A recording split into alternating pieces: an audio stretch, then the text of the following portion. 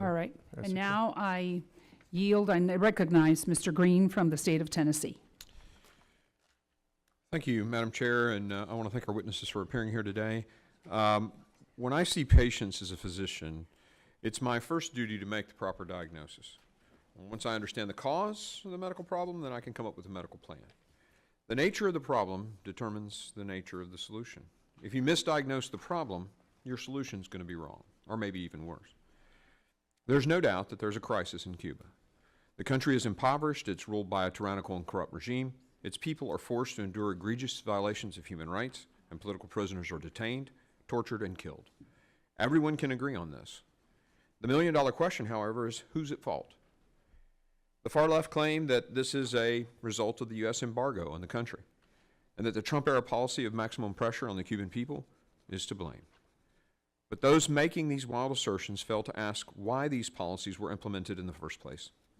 Cuba has suffered under a communist rule for 60 years, with a vast majority of the economy owned or controlled by the regime.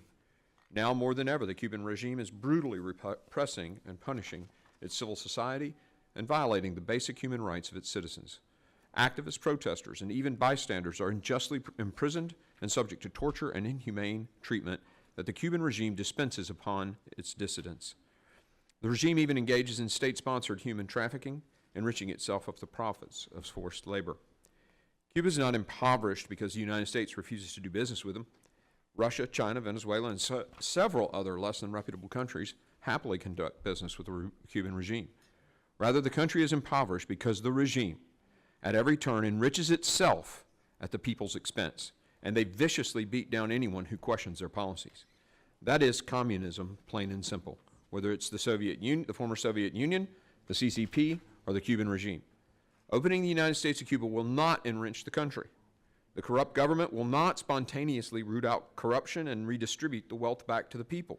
It will not release the thousands of political prisoners it is locked up, and it will certainly not embrace the free market principles required to do business with the United States.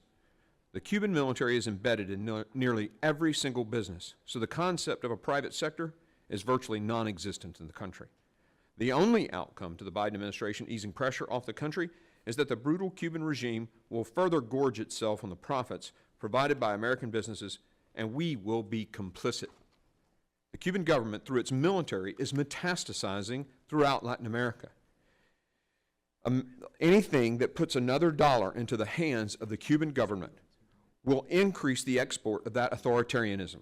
Venezuela, Colombia, Bolivia, et cetera, Doing so, putting money into the hands of this authoritarian regime is almost as stupid as easing sanctions on Iran or trading $6 billion for 5 hostages.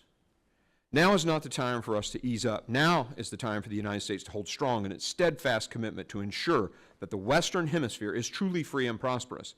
This administration's ceaseless flirting with opening ties to Cuba will remove the only chance that the Cuban citizens have for freedom. It is no small thing for the Cuban regime to endure an embargo from the United States, even with China and Russia as economic partners.